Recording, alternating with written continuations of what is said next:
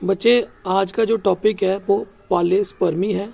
Aldous ये वाला topic मैंने ऑलरेडी फर्टिलाइजेशन के टॉपिक के एंड में डिस्कस किया हुआ है, बट फिर भी फॉर योर बेटर अंडरस्टैंडिंग मैं इसे अलग से डिवाइड करके फिर से समझाने की कोशिश कर रहा हूँ। तो पॉलीस्पर्मी क्या होता है? Polyspermy mean entry of more than one sperm into ovum for its fertilisation. तो मतलब जैसे आपको पता है कि at the time of fertilisation क्या होता है कि एक ओवम रिलीज करती है फीमेल, और मेल जो है वो मिलियन ऑफ स्पर्म इजैकुलेट करता है to the female reproductive tract. लेकिन ये भी आपको पता है कि सिर्फ एक ही स्पर्म जो है वो ओवम के साथ फ्यूज करता है, बाकी स्पर्म फ्यूज नहीं करते। क्यों नहीं करते? बिकॉज अगर एक से ज्यादा स्पर्म फ्यूज करेंगे तो एक से ज्यादा न्यूक्लियस ओवम के अंदर आएंगे, जिससे उसका प्लाइडी लेवल चेंज हो जाएगा, राइट। तो जाइगोट जो है इंस्टेड ऑफ डिप्लाइड हो सकता है वो ट्रिप्लाइड बन जाए, टेट्राप्लाइड बन जाए, डायलेट टू अवर्शन, और अवर्शन की वजह से अबॉर्शन हो जाएगा। तो इट मीन्स बॉडी के अंदर कुछ ऐसा चेक पॉइंट है, कुछ ऐसा ब्लॉक है जो पॉलीस्पर्मी को प्रिवेंट करता है। As there are million of sperm available for fertilization, only one ovum, so it is essential that after entry of one sperm into the ovum, other sperm entry should be blocked. कि जैसे ही एक sperm अंदर आता है बाकी sperm की entry block होनी चाहिए। तो बाकी स्पर्म की जो एंट्री है वो ब्लॉक कब होगी? जब वहां पे कुछ होगा ब्लॉक करने के लिए। इट मीन्स यहाँ पे एक प्रोसीजर है जो क्या करता है कि जैसे ही एक स्पर्म फ्यूज हुआ तो बाकी स्पर्म को वो रोक देगा कि आप फ्यूज नहीं कर सकते। तो चलिए फिर से इसकी बेटर अंडरस्टैंडिंग के लिए मैं एक 3D की छोटी सी एनिमेशन आपको दिखाता हूं, और इस एनिमेशन में आपको पता चलेगा कि हम क्या कहना चाहते हैं। देखिए, ये मिलियन ऑफ स्पर्म्स हैं जो रिलीज हुए हैं फीमेल की बॉडी में, लेकिन ओवम क्या है? एक ही है ना। अब जब फर्टिलाइजेशन के टाइम पे क्या होता है, पहले एक स्पर्म आता है, follow by second, third, then fourth. अगर आप इसे ध्यान से देखिएगा तो कितने सारे स्पर्म जो हैं वो ओवम के साथ अटैच कर रहे हैं, लेकिन एक जो है वो अंदर जोना पेलुसिडा तक पहुंच चुका है, बाकी अभी पेरीफेरी पर रुके हुए हैं। क्यों रुके हुए हैं? It mean there is certain check point जिन्होंने उसे आगे नहीं आने दिया, जैसे कि पहला स्पर्म जोना पेलुसिडा के साथ फ्यूज हो रहा होता है, ठीक है। आल्दो वो भी स्पर्म आगे बढ़ेंगे, लेकिन एक प्रोसीजर इनिशिएट हो जाता है जो कि पॉलीस्पर्मी को ब्लॉक करने की कोशिश करता है। तो देखिए आपके सामने ही जहां पे सिर्फ 4 स्पर्म हैं जो ओवम के साथ फ्यूज किए हैं, ऐसे मिलियन ऑफ स्पर्म्स हैं। तो अब जब फ्यूज हुए हैं तो हमने सिर्फ ये क्लियर करना है कि एक ही फ्यूज हो, एक ही न्यूक्लियस को डोनेट करे, बाकी नहीं। तो ये जो प्रोसीजर है, यही जो मेथोडोलॉजी है जो बाकियों को रोके रखती है, उसे ब्लॉक बोलते हैं। तो ब्लॉकेज कैसे होती है? There are 2 methods for block of polyspermy. पहला होता है फास्ट ब्लॉक और दूसरा होता है स्लो ब्लॉक, ठीक।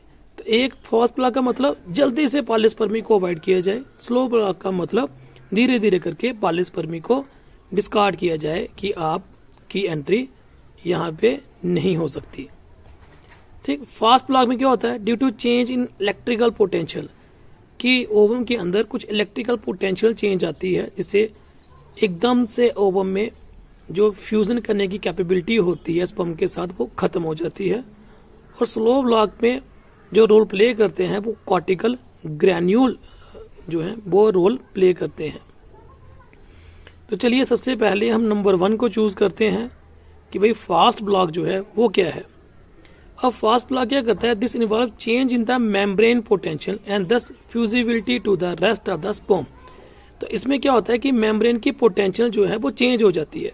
जैसे कि आपको पता है कि किसी भी सेल के जो रेस्टिंग पोटेंशियल है वो -70 माइक्रोवोल्ट होती है, बट जैसे ही स्पर्म ओवम के साथ फ्यूज होता है with in 1/10 of the second, मतलब 1 सेकेंड भी नहीं, 1 सेकेंड का 10वां हिस्सा, अब इतना ही हुआ होता है कि स्पर्म ने एंटर किया, मेम्ब्रेन पोटेंशियल जो है वो चेंज हो जाती है 0 और इवन पॉजिटिव में चली जाती है 20 due to influx of sodium ion, ठीक है।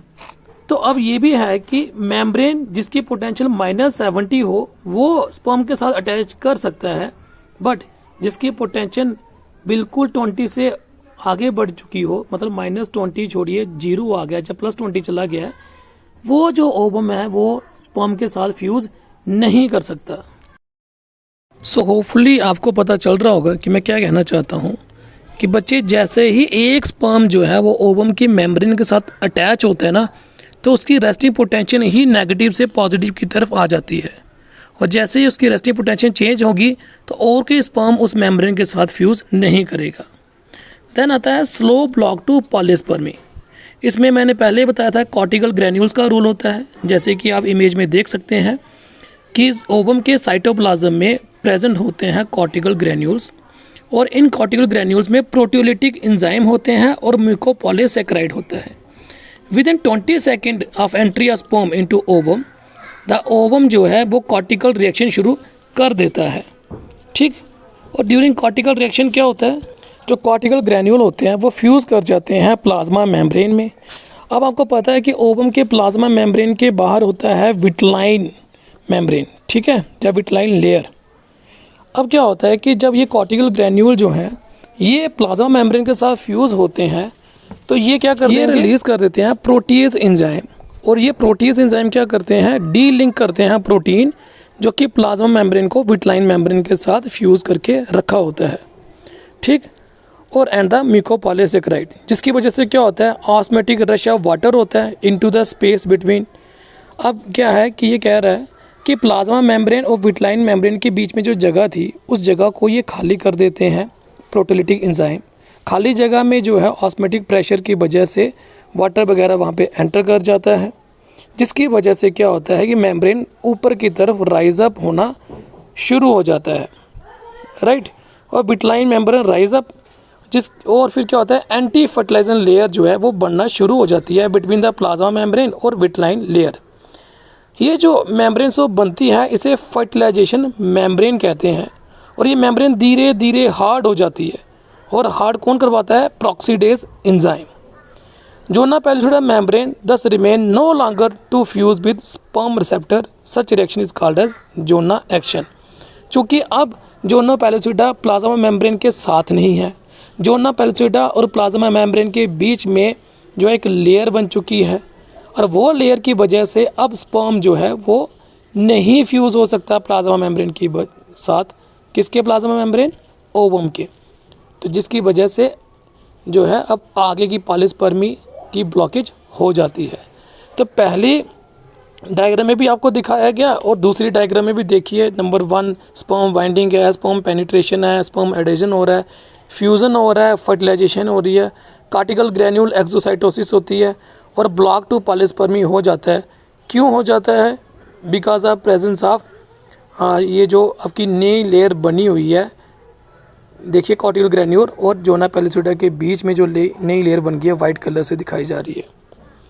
अब ये फिर से हम वहाँ पे आ जाते हैं, और आपको फिर से क्लियर अंडरस्टैंडिंग देने के लिए कि कैसे कॉर्टिकल ग्रैन्यूल रिएक्शन करता है, तो हम वहाँ पे आ जाते हैं जहाँ हमने 4 स्पर्म दिखाए थे ओवम के साथ जुड़े हुए हैं।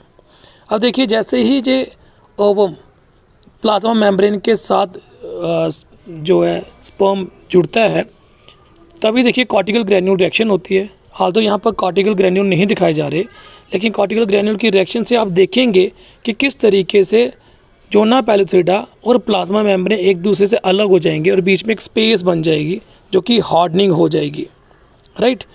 तो वो इस एनिमेशन में आपको क्लियर कट आइडिया देगी।